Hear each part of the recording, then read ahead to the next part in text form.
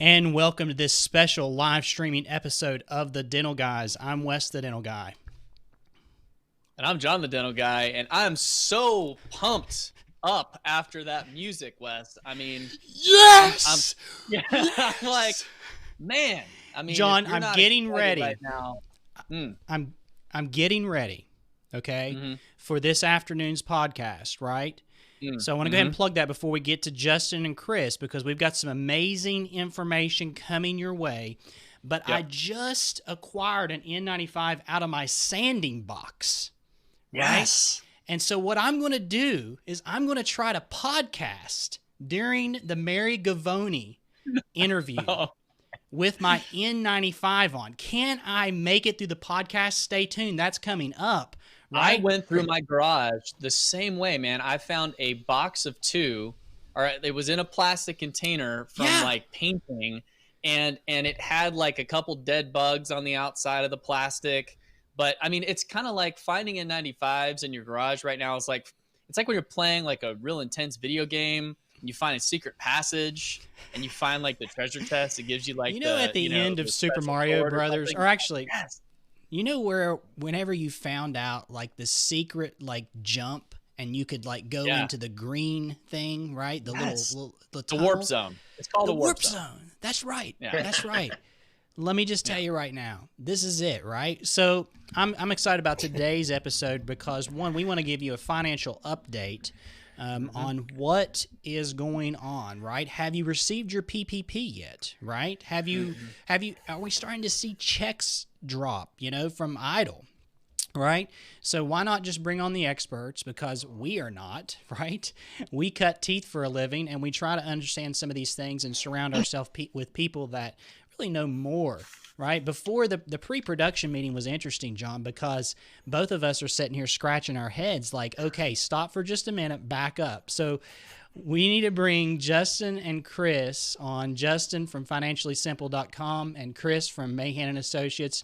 Welcome back to the show, guys. Thanks so much for joining us. What's up, guys? How are you? Doing pretty well. I mean, did you guys get keyed up by the music too, like us? Dude, I was headbanging you over here.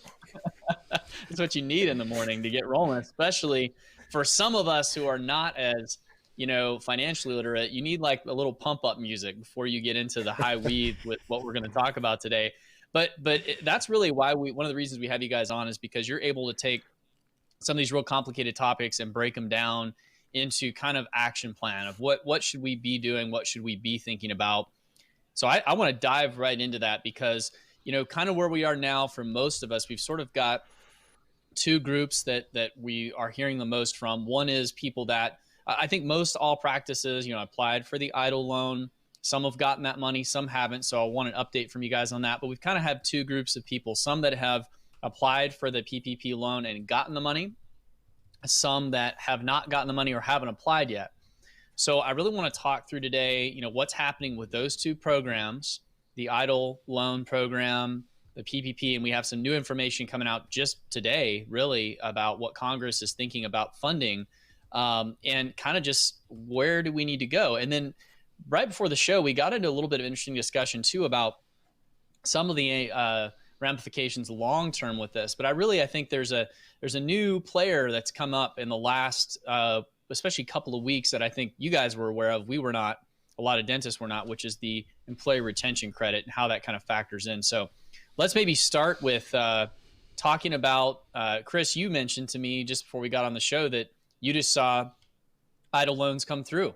And so I thought, maybe that money was used up, but it sounds like people are still getting that money dropping into their accounts. What's the status with that first? And then we'll talk a little bit about the PPP and kind of where we need to go there. Sure. I believe it was last week on the podcast where we saw the very first EIDL distribution come through, and that person had made their EIDL application on March 29th. And subsequently, a bunch of clients and friends of ours did their applications on March 30th. And last night, 4/20, it looks like it started dropping money into multiple practices' bank accounts for the $1,000 per employee. So some got 2,000, some got 6,000, some got the cap of 10,000, and that's the grant. That's the free money that comes with EIDL. pretty much no strings attached, as I understand it, but you can't use it for PPP costs. So it looks like idles monies are starting to drop. So if you made your application, keep your eyes open for your bank accounts because they just drop it right in there. And they're also recapitalizing it with the proposed stimulus coming through Congress that may be voted on today or tomorrow. Okay. So that's good news to know that the money may be exhausted, quote unquote, from that first funding round, but it's still coming. It's still going into accounts, which is good. And we've got some more funding coming out from that. And Justin, let's go to you. Talk about kind of where we are right now with funding for these programs and for especially the PPP. And then, we'll spend probably the majority of the time talking about where these two groups of people should be going now that have gotten their money or haven't, and kind of go through that. But where are we right now with the funding of these programs? Yeah, so funding ran out last Thursday at about 9:15 in the morning time. What that means is there is no more federal dollars inside the SBA coffers at that particular point. Now, several people had loans approved by their banks and by the SBA. And if you'll remember from our conversation last week, those individuals who had approval from the SBA, the banks had 10 days to basically fund that account. So what's happened at the federal level is Congress has been dealing with trying to figure out how to put more dollars into this account. And as of in the last 24 hours, I actually pulled this out that we've had the Treasury Secretary, Schumer, Vice President, the President, McConnell, and Pelosi all say that they're very close. And even as a fact, this morning, Treasury Secretary basically said, look, we should have approval today. Nancy Pelosi came out and wrote, and I quote, I believe we've come to terms on the principles of the legislation, which is a good thing, but it's always the fine print, she went on to say. And so now we're down to the fine print, but I feel very optimistic and hopeful that we'll come out with a conclusion. She was said that in today's context, that they're hoping they can vote on this today. And if this passes, what they're proposing is another $470 billion, $470 billion, which will put this total stimulus just almost at $3 trillion.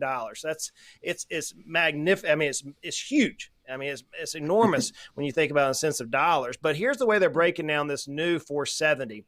Roughly 370 billion will be directed to the small businesses. 75 billion will go to hospitals, and 25 billion will be set aside for testing. Now, inside that for 370 billion, they're going to further break that down to 310 billion is to go to the PPP program, which we talked about. Roughly, because of some pre-conversations that we had earlier that we'll get into about the way some of the banks have positioned their larger clients first, this particular bill is going to break it down even further to show that roughly 60 billion will be reserved for smaller financial institutions, and roughly about $60 billion will go into the 7B or the EIDL loan that Chris was just alluding to. So it looks like by all notions, even my contacts on the Hill this morning are telling me, Justin, it looks like we're going to get this thing done today.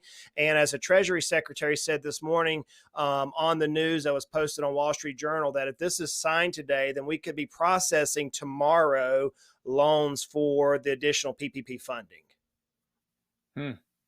So it's here. And so that brings us to the question everybody's asking, literally the $1 million question is, what do you do if let's talk about probably the easiest way to start is if you haven't applied yet, because we can talk about what do you do if you've already applied and gotten your PPP funds maybe toward the end, because I think that'll kind of follow along with people that haven't applied. But what do you do if you haven't applied for PPP, or if you've been waiting, or you just didn't get the money the first go around? If you're in that boat, I know there's lots of states that are talking about reopening. So we're getting at least closer to reopening, although we still don't know for sure. And Chris, I want you to talk about this with contrast to the other option. And because there's another option out there with this employee retention credit. So Chris, why don't you talk a little bit about what is the employee retention credit, and how does that play into this PPP decision for people that haven't applied yet? And what does this all mean? Well, yeah, there's a lot of different options and stimulus that have come in to help small business. and the employee retention credit didn't get a lot of attention at first because, of course, it's not as sexy as, 100% forgivable loan that's not taxable, which is, the vehicle that the PPP comes through. But the PPP has its criteria where the date it's funded, you're on your 8-week clock as it's currently written on the 8-week clock to spend 75% of the total funds on payroll, and you have to meet and match your historical prior payroll per pay period or for the 8-week period, and you have to keep the same full-time equivalent. So that's where it comes with some catches. So there's not really a one-size-fits-all answer here. And, I think that we all try to be very careful in saying this is what you need to do. I will say what you need to do for all practitioners out there is look at your individual circumstances.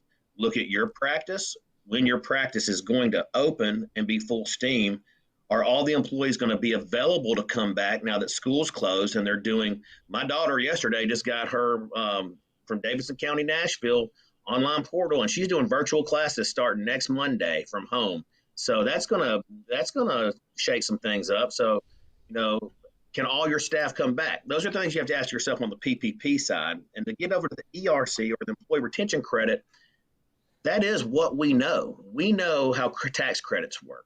And how it's called for is if your office was shut down due to COVID or quarter over quarter, you had a 50% reduction in your revenues from the prior year, which every office basically qualifies for Q2 2020, then you have up to $10,000 per employee or 50% of their wages for that quarter that you get for a refundable tax credit. So if you've got the money to float through right now, and based on other circumstances that, again, it's really specific to each practice and how their employee costs look, when they're going to open, how many employees are going to be there, do they have the proper PPE, not to be confused with the PPP, then the employee retention credit may be a very viable model for you, because if you look at the basically benefit on an 8-employee practice, let's say you got 8 employees, average $42,500 a year. The benefit to the profit margins of the practice come into about $40,000 on the employee retention credit. You get $10,000 per employee. You get half of their wages. That's $5,000 for the quarter that you get in a refundable tax credit. So you get to save immediately on cash flow and what you would have paid in payroll taxes, and they stroke you a check back from the United States Treasury without bank underwriters, without banks giving. Because here's the other catch. The banks on the other side of this have the forgiveness provision of PPP. So you got your money, now what? You better spend it right, and you better have a meticulous paper trail, because the banks are not going to let this just be easy forgive money, because then the SBA is going to be on their backs, right? Yeah, that's something that we're really not talking about is this whole idea of the meticulous paper trail. And I think it'd be good at some point in time to talk about, once the PPP is funded into your bank account, how do we bookkeep that, right? Because I think people are going to probably misuse this money, and we got to be very, very careful about that. And I think, we need to probably have you guys back on to talk a little bit about that. Okay. So you're saying, oh, go ahead. I was going to make one point, because think about it. The average in dental practices, 8 to 12 employees, are getting about $100,000 potentially on their PPP loans. Let's say, heaven forbid, that we're not fully operational until May 15th. And let's say, heaven forbid, out of those 8 employees, 2 of them can't make it back, and you really have 6 full-time equivalents. And you don't just go out and rehire for free loan forgiveness. You hire based on need, and maybe you don't need 8 employees to start off. So let's say 6 of the 8 employees make it back, and we don't get open our doors really until May 15th. You're looking at a potential reduction of your loan forgiveness by half. So if you take that $100,000 note and have that potential forgiveness eliminated by half, you've got a $50,000 note. Everybody says, but Chris, it's on 1% on a 24-month note. I'm like, no, it's on 1% on an 18-month note, because the first 6 months aren't forgiven. And if you run the AM schedule on that $50,000, that's $3,000 a month debt service that you just swallowed, not utilizing PPP the correct way. So you're saying that with this employee retention credit, that if, again, the advantage of that is it's a known thing.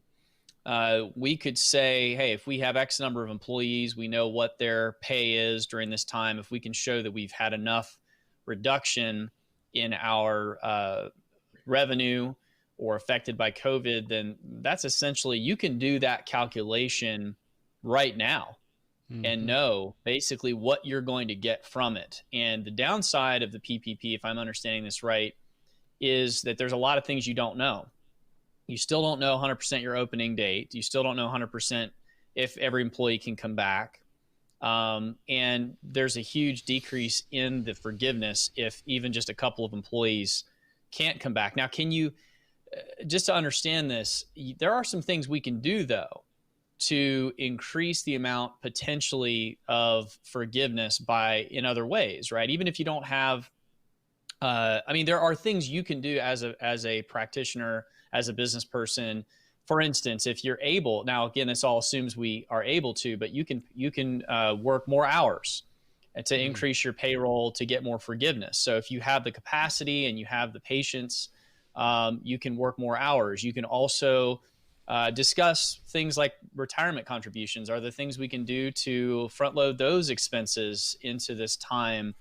So are there some things we can do on the PPP side that we know we can do at this point, or is it still kind of, we're asking a lot of questions we don't know the answer to? If I may, I think on that one, there's still a lot of clarification that's got to be made, John. If you read the rules, read the law, and even the guidance you have provided by the SBA, there's a particular quote inside there that says cost incurred, in quotes, cost incurred and payments made. So you're going to have to be careful on how you, quote, front load things, and you're going to have to be careful on how you front bonus. I actually heard one advisor say, hey, we're just going to go ahead and give our employees a bonus and not pay them for the next 8 weeks from weeks number 9 through 16.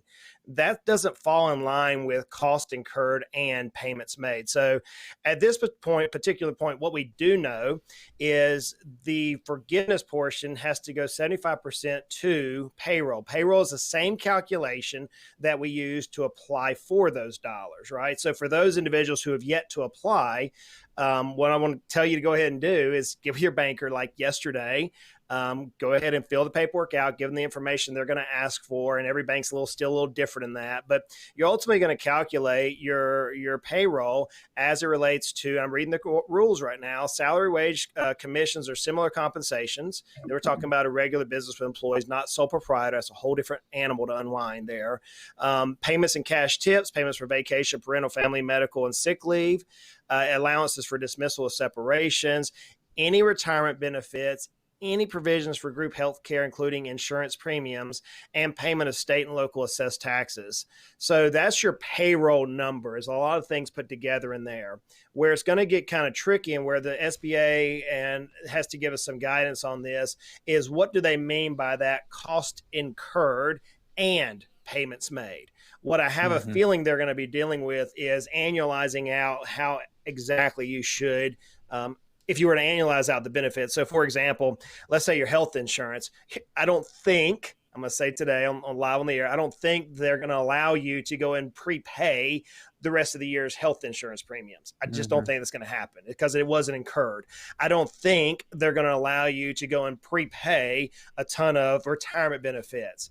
Now, there are certain time periods where retirement benefits are lumped in, and there's some little bit of gray area there that I really believe the SBA is going to give us some guidance on. So I'd be careful with some of the language that's being floated around right now by several different advisors, even some big advisors, because the rules clearly say cost incurred and, not or, cost incurred and payments made. So I hope that answers that particular question.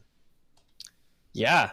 And that totally is not what some advisors have been talking about. They've been saying, oh, well, we can front load expenses. And by front loading expenses, we can, and we got a question come through the feed just a second ago along this same line. David asks, if I rehire 0 employees between now and June 30th, can I still use 25% of my PPP funds for non-payroll costs and have that 25% forgiven? And my understanding, and please weigh in on this, guys, it doesn't work that way. You've got to have 25% as you still have to pay payroll costs, right? It has to be in a ratio. You can't just use this for mortgage, interest payments, utilities. If you don't have any employees hired back, you're not getting any forgiveness. Is that right? That's correct. The forgiveness is 100% based on 2 things: the amount, well, three things: having your employees hired back by June 30th, as it's written now, and how much you paid compared to last year in payroll to your employees, and the full-time equivalent count. So those three items have to be satisfied for the forgiveness to come in. And back to echo what Justin said, yeah, I would be very leery. I mean, just seeing how bank underwriters have gotten so much more diligent on this supposedly easily underwritten loan. They're really coming through and wanting to get copies on the front end of health insurance policies. And if it's not available to the entire team as a group medical plan, it gets kicked out. They're wanting to see pension allocations, contribution allocations. So again, I'll echo Justin, caution, plan how you spend the money. And yeah, if you don't hit the criteria on employees retention and employees compensation and full-time equivalent employees, this kind of thing can get upside down real quick if you don't do it the right way. So where it could make sense then, it sounds like, is if you open, let's talk best case scenario, right? Just for a second, because a lot of this has been kind of some worst case scenario stuff, which we should talk about.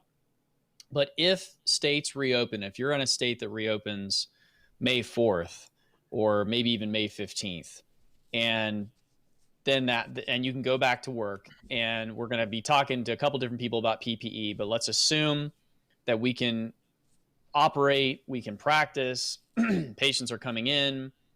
Where it could work out well is if you're able to put your staff back to work, your team back to work, and you're able to have the full-time equivalent number back up to where it needs to be, because it needs to be back up by the June 30th date, right? Not on necessarily day one, but by the end. Is that right? So is that the way that it could work out well for you if you were in that scenario? Yeah, if you were going to paint the dream scenario, and we've talked about this offline a lot, guys, but just to kind of repeat, is today's the 21st, April the 21st. I'm looking at a calendar in front of me, and let's make the assumption that the PPP is funded tomorrow, just as a kicks and giggles, and that'd be the 22nd. And let's make another assumption that your bank has already approved your loan, as Chris was just talking about. They did their pre-underwriting, and tomorrow, April the 22nd, Wednesday, you actually get SBA approval.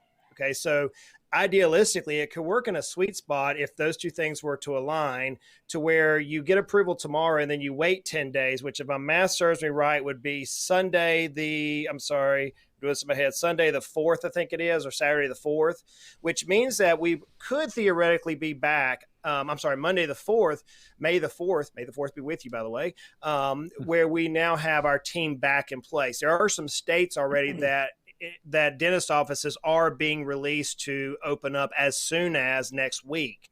So it could be in a position where now you get the funding on, the 2nd, the 1st, the 4th, and now you start the machine back up, and you're maximizing at that point the rehiring of your team all the way up until June the 30th.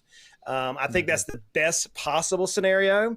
If you say, well, Justin, I'm going to wait until a week and a half from now before I apply, I think that would be misguided. I really believe the funds are going to fly off the shelf. In fact, the news media, Wall Street Journal, just before I jumped on here, said they don't predict these monies are going to be available for much more than about 2 to 3 days. So I think idealistically, for those who haven't applied, go ahead and give your bank yesterday and make sure they get submitted by early tomorrow.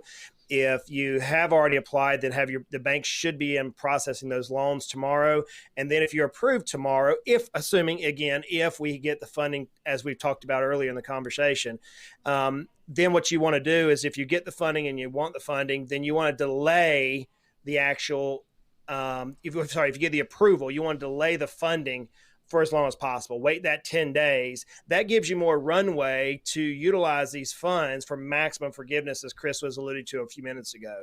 I think you'd be misguided right now, and probably a very poor decision at this point, if you went out and got funding the minute you got approval from the SBA. I think we are so close to be able to utilize this loan properly that it makes sense to delay the actual funding as long as possible. But as Chris said earlier, and back to you on this, Chris, this is assuming we go back to work and we can work and we have the PPE necessary to go back to work. So kind of heading back toward the, either whatever you want to call it, worst case scenario, or the PPE question, or the busyness question, or maybe you're in a state that's already said we're not going back till June 15th. That's what I'm If saying, you're in John. that I mean, like, what if situation- you're in like Virginia, right?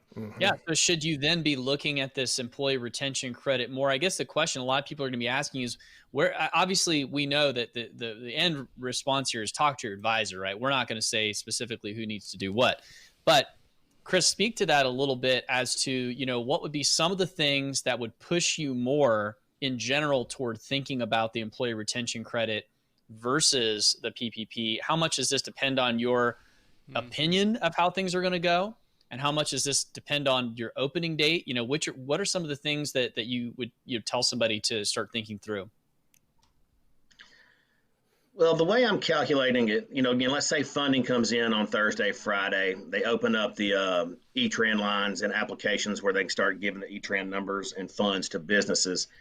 Let's say that you can defer your receipt with your banker until potentially May 7th. I'm looking at pretty much a 4-week break even, you know, based on my internal calculations, that if you get PPP money, again, using that same 100,000 model, basically it's a 4-week break even towards the benefit of the business, whether it's their employee retention credit and the PPP side.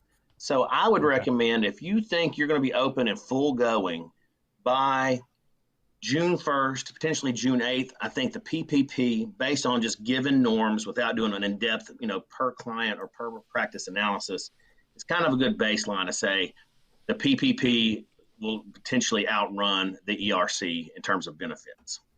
Okay. So that's the first thing. And then, you know, you got people that have already applied or got their money already wired or coming quickly. I still recommend holding on to it until you get back up and going.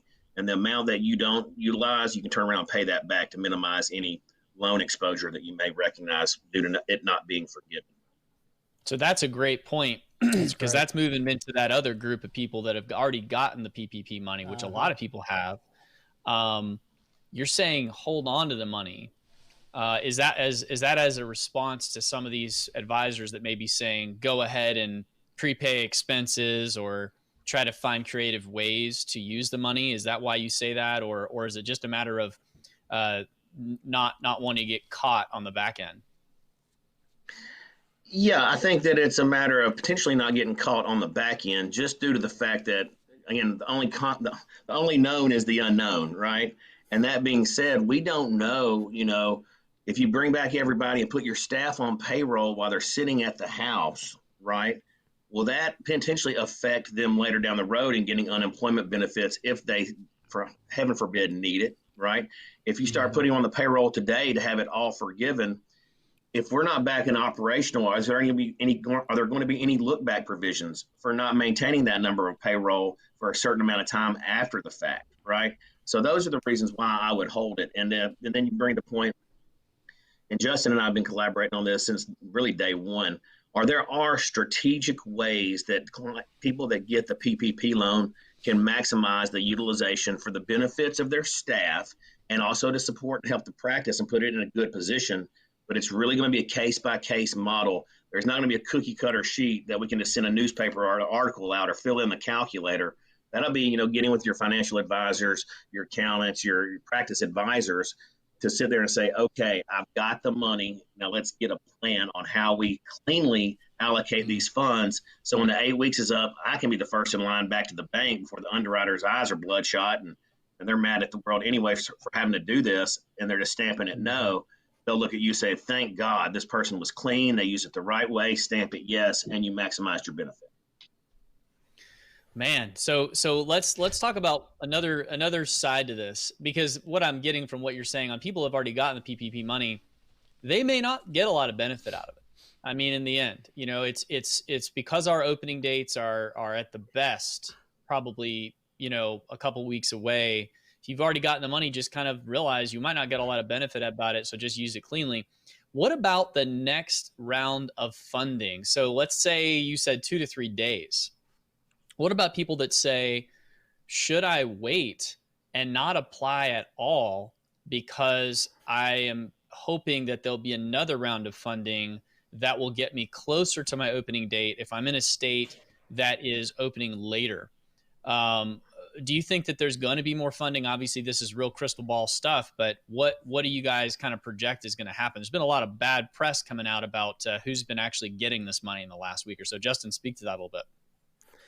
Yes, so you're exactly right. This is crystal ball information here. I wish I had a good crystal ball in the future, but here's what I can say. I've watched politics for almost 35, 40 years now of my life. And those of us who understand how the slow wheels of Washington move, that whenever we can get a consensus, especially in the venomous type of a situation we're dealing with and in an election year, think about those two things. I have a feeling, I don't have anything to validate this with, and I very well could be wrong. I have a feeling this will be the last sort of funding that we see. I really do. You look at just the press involved on the funding, not to mention we're at $3 trillion almost in funding at this point. We have lawsuits now being waged against some of the top banks out there, and candidly, in my opinion, rightfully so at certain points, based on some of the information that even our clients have experienced from some of these bigger institutions. So I think with the negative press, I think you now have, even I saw a burger station, I think the name of the burger chain off the top of my head, that was giving the money back because of some of the negative press. So I have a feeling that this is the last time that we're going to see this particular position funded. I could be wrong. That being said, it's reported everywhere. Just Google this thing right now, that you've had banks now for the last 4 business days who have been approving loan applications at their level. As soon as E-Tran comes online and the pot, so to speak, is refilled, these bankers are going to be trying to submit their applications as fast as possible.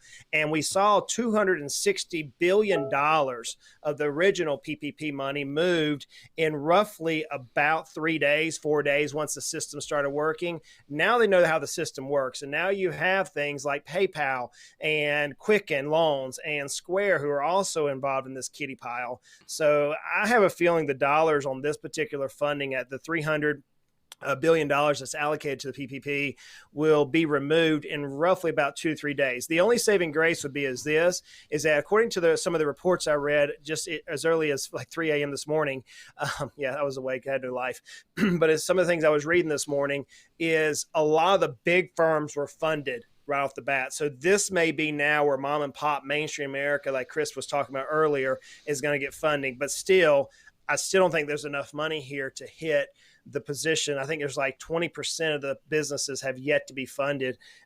Plus the way they're breaking it out for the idle loans, et cetera. I think it's going to go quick, guys. I really do.